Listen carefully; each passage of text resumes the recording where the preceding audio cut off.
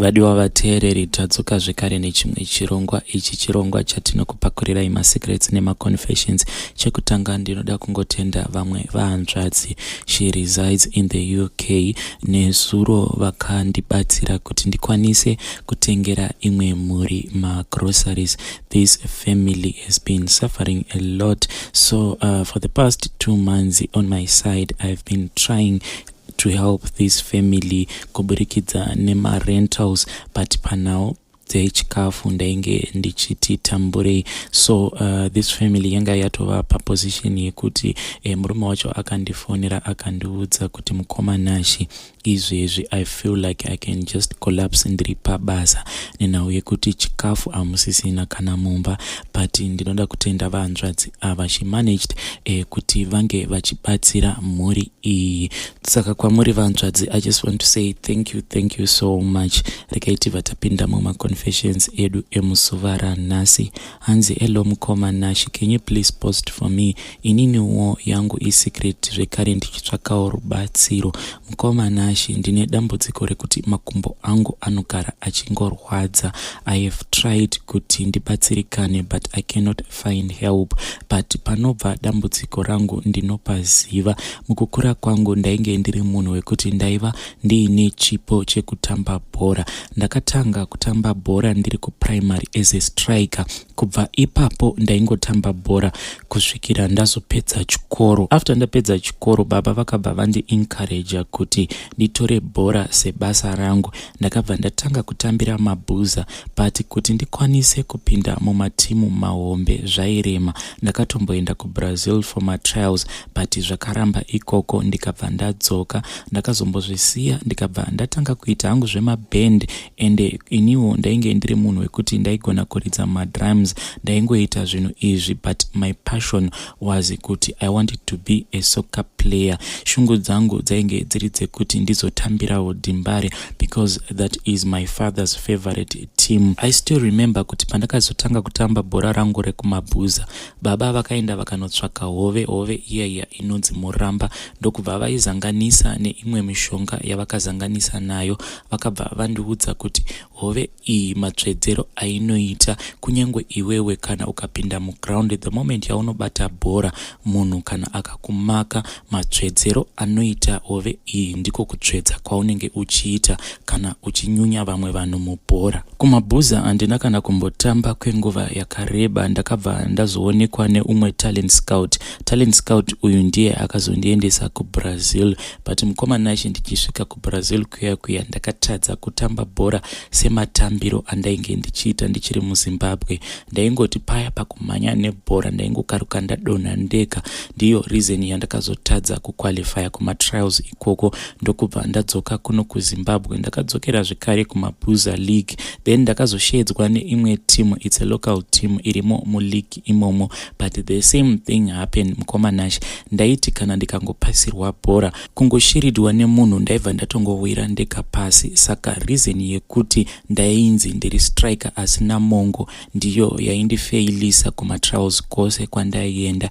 But the moment yandaingodzokera kumabhuza mukomanashi, pamoney game yekuti ndinenge ndakamakwa nemadefender anenge akaita magiant, ndaibuda kana nehat-trick. Sometimes ndaikwanisa kutoscore a double hat-trick. Saka I never understood kuti chii chainge chichiitika. Ndakazongopedzisira ndaramwa zvebhora because kumabhuza ndiko kwaibuda ma-injuries akawanda. Kunyangwe inini ndakazotomboita imwe injury at one game mukomanashi, ndakavharwa nerimwe defender. Apa at that moment ndainge ndisina kupfeka mashooters, saka stud rake rakaita zvekunobairira pachigunwe changu chidiki chepagumbo. Mukomanashi, chigunwe ichocho chakaita zvekumira cheka mudenga, so because mabhonzo ainge adislocata. From there on zvebhora ndakabva ndambosiyana nazvo up until today.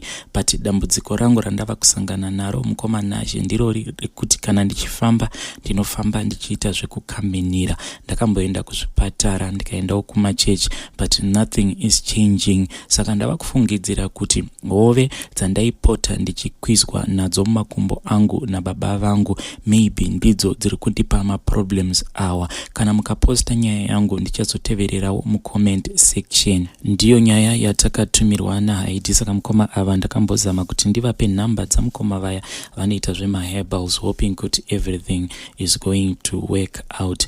Regai vataenda panyaya yedu inotevera. Hanzi makadii mukoma Nashi. Inini I have come here to expose my husband. Inini nemurume wangu mukoma Nashi tiri kunetsana. The reason yatiri kunetsana ndiye kuti inini ndikuda kuti areurure pane zvese zvaakaita before atanga kuita zvinhu zvake zvava kuita izvi zvemagirlfriends. Murume wangu munhu wekuti ane chinzvimbo chihombe muchechi, saka after maofferings vaienda kune imwe room vobva vatanga kuverenga mari iyi.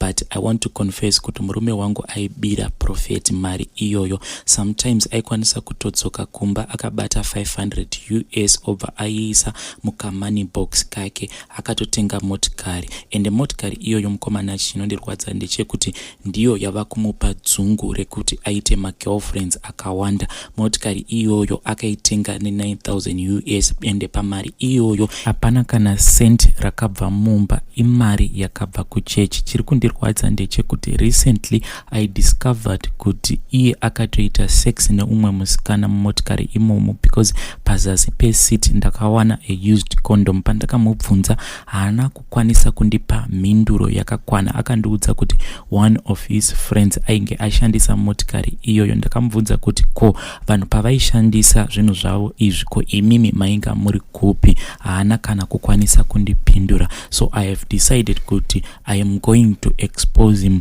because he is such a fraud. Mabiro aiita ndeyekuti Prophet vakatanga kuita chimwe chirongwa chekusida muchechi. Kana uchida motikari waisida mari muchechi, then by prayer you will receive your car.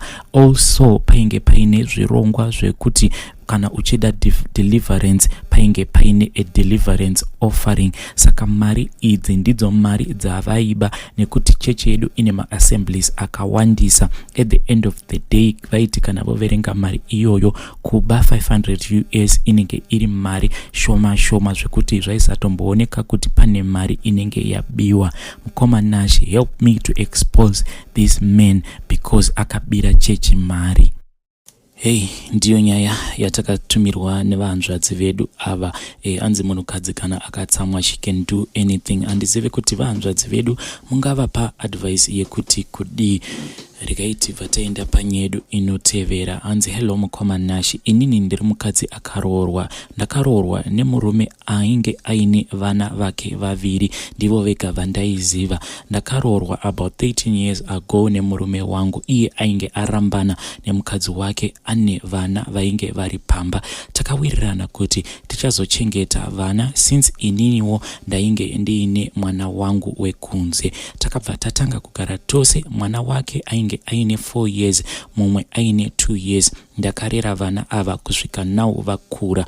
Mukomana ratova jaya asi ini handina kukwanisa kumuzvarira mbereko yakabva yaramba. Takati tagara kudaro, it was in 2018, ndakangonzwa kuti kwainge kuine umwe mukadzi ainge aine mwana wake.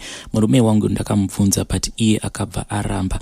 Izvo vanhu vainge vakatodzokerana kare, kwainge kuitone kamwe kamwana kacheche. Ndakazongoramba ndichitsvakiridza ndikaudzwa kuti vanhu ava vainge vari vose ende ainge akatomuvakira imba nekumutengera kaHonda Fit and sometimes hanzi anotoenda nevana ava vandakarera apa anenge achindinyepera kuti ari kuenda nevana kuweekend kwaambuya vavo. Izvo munhu anenge achitoenda kusleep over kumukadzi wake wekutanga. Chinondirwadza ndechekuti inini ndakangovakirwa 3 rooms apa kuti tichipedzisa imba yedu anongondiudza kuti hapana mari, hapatomborina mari yekusimudza imba. So ndakazomubvunza, iye akabva ati unoda kuti ndisiye mukadzi akandizvarira vana ende ane vana vangu ndine right yekuti ndimuchengete because munhu akandipindira mulabor ende iwe uri kuda kuti ndikuvakire imba. Unofunga kuti ndakapusa stereki kuti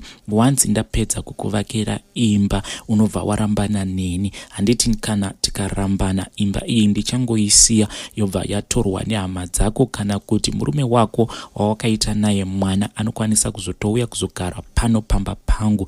Do you think kuti I am that stupid? Mashoko aya mukomanashi anondirwadza kuti kodai murume uyu akangoendesa hake vana ava pandakavawana vachiri vana vadiki. It's not a joke kuti unotanga kurera mwana ane 2 years kusvika akura, because you get a bond between you nemwana iyeye. Vana ava ndakazvichengetera ndega, ndakatosvika pakusiya basa kuti ndikwanise kuchengeta vana ava, but nhasi abva andikawadha kudai. Mukomanashi ndakatotenga mushonga wemakonzo. Ndiri kutofunga kuti it's far much better kuti ndizviuraye inini nevana vacho vose. Sometimes ndinombofunga kuti maybe ndikatenga 2 liters chepetrol ndobva ndaenda kumba kwemukadzi wacho usiku ndobva ndasiya ndamupisira mumba, because the pain is just too much for me. Mukomanashi, please ndibvunzireiwo kubva kune vedare kuti pane chandakatadza here pakuchengeta vana vemumwe mukadzi? Ko imhosva here kusaitawo mwana?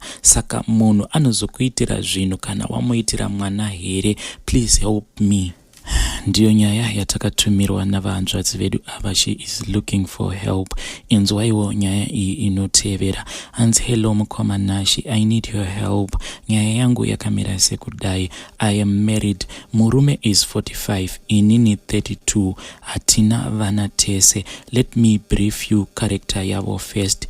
Munhu ari so insecure, ane shanje zvekuti anogona kutokurovera zvinhu zvinenge zviri so silly like status chaiyo. Kana ukageza adzoka kubva kubasa anoti wageza, kubvisa evidence yebonde rawaita inini ndisipo, meaning kuti I have to bath asati adzoka ndobva ndatopedza. Kana ndikada kuitawo majokes chaiwo, e.g. kuti konai dedi, kana ndikapfeka mini ndikatanga kukutambirai, what will happen? Iye anobva atotsamwa, yobva yatoita nyaya kuti saka wanga uchiedza kutondiudza kuti ndizvo zvinhu zvaunoitira vamwe vanhu kana inini ndisipo.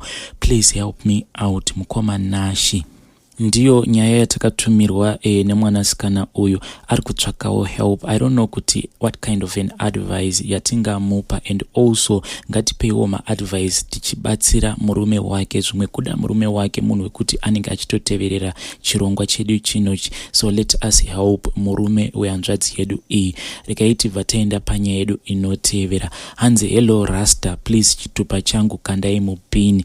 Inini tete vangu vanotoroya zvekudaro. Nezuro ndakanzwa imwe nyaya yaiya yaita sekunge ino-involva vamwe tete vanoroya. Manje inini Rasta vangu tete chigogodera chaicho variko ikoko kumabvuku. So I still remember kuti pane patakamboenda kuholiday tichiri vana vadiki, ndakaenda nekamwe kasista kangu, but zvakakazotanga kundiudza tazodzoka kumba kakandiudza kuti tete vakandidedza kubedroom kwavo vakabva vati vanoda kuzondisira nhaka kana vafa. Mind you, hanzvadzi yangu iyi inoshare the same name natete ivavo, saka most of the time tichikura tete vaifarira kuti hanzvadzi yangu igare ichienda ikoko. Tete ava mukomanashi vaitova manager pane imwe OK irimo muHarare imomo. Mukoma, ndichitaura nemi ndichita kunge munhu ari kuita zvitambavanana, it's because ndakaremerwa ndine imwe stress. Kudzungaira kwandiri kuita ndiri muSouth Africa inhau yatete ivavava. Tete vatitambudza sedzinza, but way out chaiyo atitomborina. Regai ndimbotaura pamusoro pasisi vangu. Sisi vangu munhu wekutoti tava kutozviona izvezvi kuti vari kutoramba vachingoita character yatete. Sisi vangu ava munhu ane godo and ane utsinye, akasindimara, havana kana murora wavo wavanowirirana naye. Each and every murora uyu vanokwanisa kungomuti ihure, uyu vanokwanisa kungomuti anonyima, uyu vanokwanisa kungomuti anondimaka. Havana kana murora wekuti vanowirirana naye. Ndichitanga kusvika muSouth Africa ndakasvikira mumaoko mehanzvadzi yangu uyo wandati ndiye sazita wavatete. Hanzvadzi yangu iyi akandibata ake zvakanaka ndokubva nditsvakira basa, but mukomanashi tension yedu yakatanga pakuti hanzvadzi yangu iyi akabva atanga kundirongera papay yangu mwedzi usati watombopera. Akatondinyorera list rezvinhu zvataifanira kuzotumira kumusha kuna tete nekune dzimwe hama. Ndakazama kumuudza kuti do you know kuti inini kuZimbabwe uko ndakasiya mukadzi nemwana, apa mwana wedu ainge achiri ne4 months mukomanashi, zvekutoti kumba uku kwaidiwa zvinhu zvainge zvakati one day zvandaifanira kutumirawo mudzimai wangu, but she never considered that fact. Mwedzi uchipera ndakatowana akatondimirira after macalculations erenti, chikafu nemari yataifanira kuzotumira kumusha,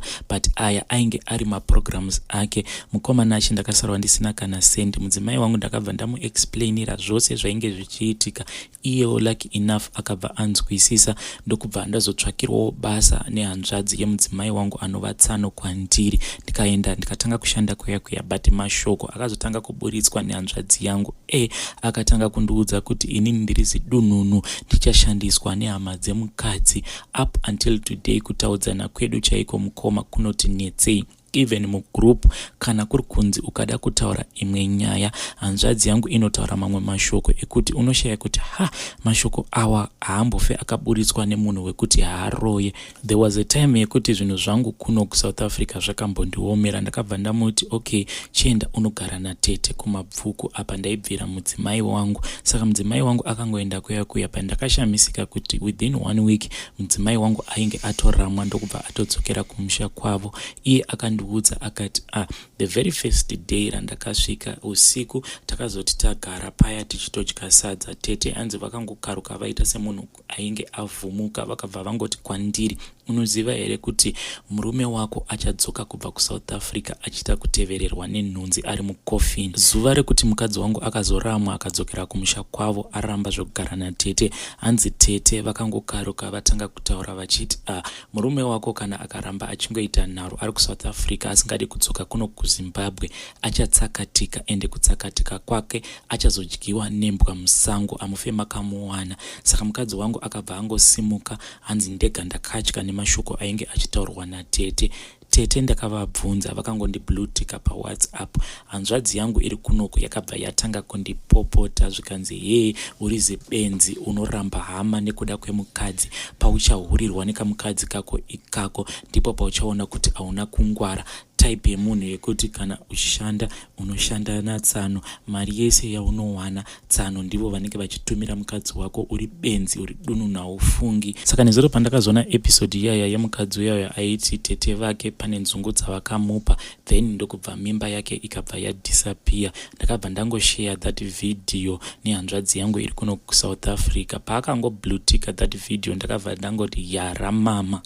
Ndiyo message yatakatumirwa namukoma vedu ava zvakangoma hazvo. Hanzi please mukoma Rasta, ndinokumbira kuti mundivigirewo chitupa changu. Regai tibva taenda panyedu inotevera. Hanzi mukoma makadiko henyu, ndadzoka zvekare. Upenyu hwangu hwazondiomera, ndava kungoitawo yese asi dambudziko rangu raramba kupera. Please kana kuine vakambopera nhengo dzavo simba kana kusanzwa kuda mudzimai zvachose, makazvipedzawo sei? Nekuti inini ndazosvika pakugumirwa, ndatosvika 3 months without having any sex even 1 day zvaro, nhengo yaramba kutomira zvachose kuita kufa hayo. Please help me hama dzangu, zera rangu ndini 44 years. Ndiyo nyaya yatakatumirwa namukoma vedu ava, saka tichavatumira namba dzamukoma vaya vanoita zvemaherbals. Vadiwa vateereri, idzi ndidzo nyaya dzatanga tiinadzo muzuva ranhasi. Vanhukadzi, let us head over to that channel, nekuti dai maiziva henyu mamwe masecrets andinoudzwa nemasmall house anenge akakutorerai varume venyu zveshuwa maita shungu dzekuti munge muchidzidza nhau idzi dzemubedroom. Ngatisanganei ikoko.